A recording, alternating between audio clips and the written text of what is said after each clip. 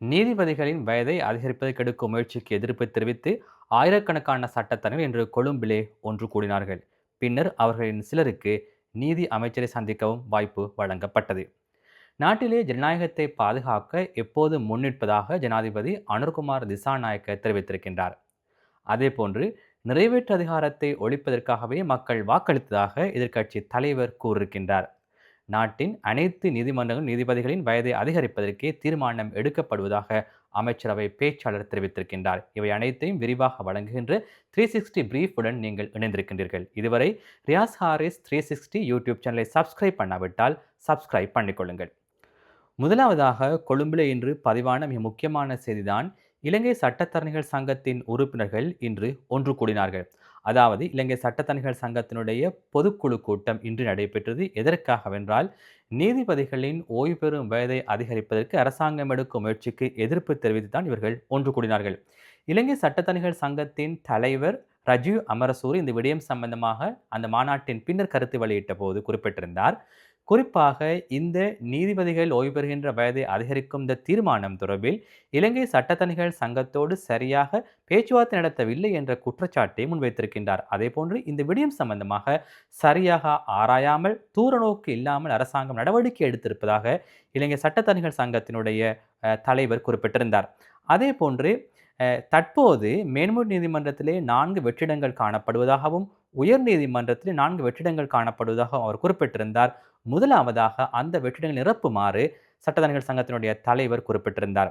உயர்நீதிமன்றத்திலே முதலாவது வெற்றிடம் 2015ஆம் ஆண்டு மே மாதம் ஏற்பட்டதாக அவர் குறிப்பிட்டிருந்தார். அதே போன்று இலங்கை சட்டத்தரணிகள் சங்கம் நீதி அமைச்சரை சந்திக்க வேண்டும் என்று குறிப்பிட்டிருந்த போதிலும் செவ்வாய்க்கிழமை சந்திக்க முடியும் என்று அறிவிக்கப்பட்டதாக அவர் குறிப்பிட்டிருக்கின்றார். ஆனால் திங்கட்கிழமை அது அமைச்சரவையிலே சமர்ப்பிக்கப்பட்டது. ஆகவே அமைச்சரவையில் சமர்ப்பிக்கப்பட்டதன் பின்னர் எம்மை சந்திப்பதில் என்ன பலன் என்றுதான் அவர் குறிப்பிட்டிருந்தார். அதே போன்று இன்றைய இந்த கூட்டத்திலே நாட்டின் நாலா பகுதியிலிருந்தும் சட்டத்தரணிகள் கலந்து கொண்டிருந்தார்கள். கிட்டத்தட்ட 3500 பேர் இதில் கலந்து கொண்டதாக குறிப்பிடப்படுகின்றது. ஆன்லைன் ஊடாகவும் சிலர் இதிலே கலந்து கொண்டிருக்கின்றார்கள். ஆகவே ஒட்டுமொத்தமாக அரசாங்கம் இந்த விடயத்திலே சரியாக ஆராயாமல் செயற்படுவதாகத்தான் இவர்கள் குறிப்பிடுகின்றார்கள்.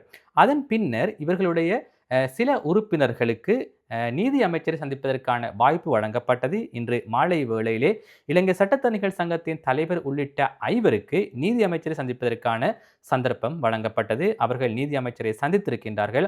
அதன் பின்னர் அவர்கள் ஊடகங்களுக்கு கருத்து வெளியிடுகின்ற பொழுது இலங்கை சட்டத்தரணிகள் சங்கத்தினுடைய தலைவர் ராஜீவ் அமரசூரிய குறிப்பிட்டிருந்தார், நாங்கள் ஜனாதிபதியை சந்திக்க வேண்டும் என்ற கோரிக்கையை நாங்கள் நீதி அமைச்சருக்கு கூறினோம். அதன்போது ஜனாதிபதியோடு கலந்துரையாடி அதற்கான வாய்ப்பை பெற்றுத்தருவதாக நீதி அமைச்சர் குறிப்பிட்டதாக கூறுகின்றார்.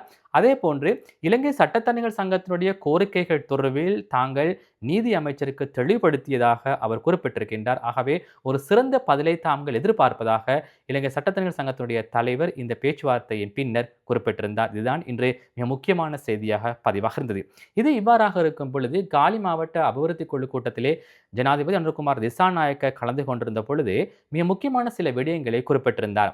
நாட்டிலே சட்டவாட்சியை பாதுகாப்பதற்காக அரசாங்கம் முன்னின்று செயற்படுவதாக அவர் கூறியிருந்தார். யாருடைய தேவைக்காகவும் நாங்கள் சட்டத்திலே மாற்றங்களை செய்யவில்லை என்றும் மக்களின் தேவைக்காக சில விடயங்களை முன்னகர்த்துவதாக ஜனாதிபதி குறிப்பிட்டிருந்தார்.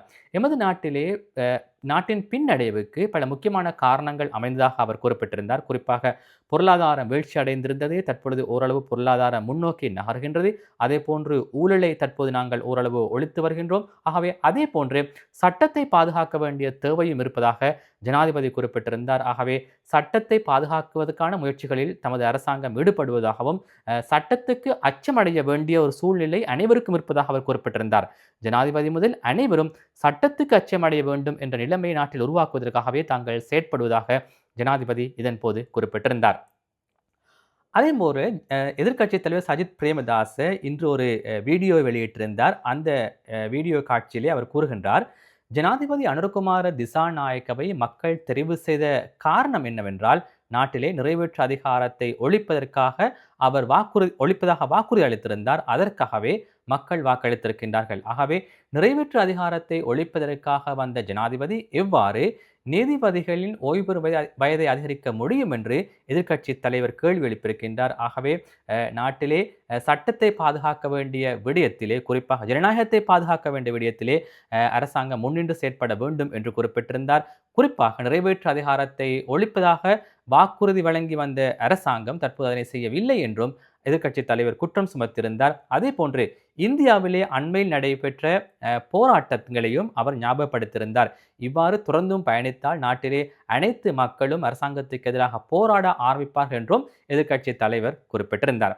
இதே நேரத்திலே அமைச்சரவை பேச்சாளர் அல்லது சுகாதார அமைச்சர் நலிந்த ஜெயதிஸ இன்று இடம்பெற்ற ஒரு நிகழ்வு ஒன்றின் பின்னர் குறிப்பிட்டிருந்தார். நாங்கள் நீதிபதிகளினுடைய வயதை அதிகரிக்கின்ற விடயத்திலே ஒரு குறிப்பிட்ட நீதிமன்றங்களை மாத்திரமன்றி அனைத்து நீதிமன்றங்களிலும் நீதிபதிகளின் வயதை அதிகரிக்கப் போகின்றோம். மாவட்ட நீதிமன்றம் முதல் உயர் நீதிமன்றம் வரை அனைத்து நீதிபதிகளுடைய வயதையும் தான் நாங்கள் ஓய்வு பெறுகின்ற வயதை அதிகரிக்கப் போகின்றோம். ஆகவே யாரும் குழப்பமடைய வேண்டிய அவசியம் இல்லை என்றும், ஒருவரை இலக்காக வைத்து இந்த விடயங்களை செய்யவில்லை என்றும் அமைச்சர் குறிப்பிட்டிருந்தார். இதுதான் இன்றைய நாளை பொறுத்தமட்டில் நாட்டில் இடம்பெற்ற முக்கியமான நிகழ்வுகளாக அமைந்திருந்தன. ஆகவே இன்று ஜூலை மாதம் 29ஆம் தேதி மிக முக்கியமான செய்தியாக நீதிபதிகளுடைய ஓய்வு பெறும் அதிகரிப்பு விடயம்தான் தற்போது அரசியலே சூடுபிடித்திருக்கின்றது. தொடர்ந்து இணைந்திருங்கள். நன்றி.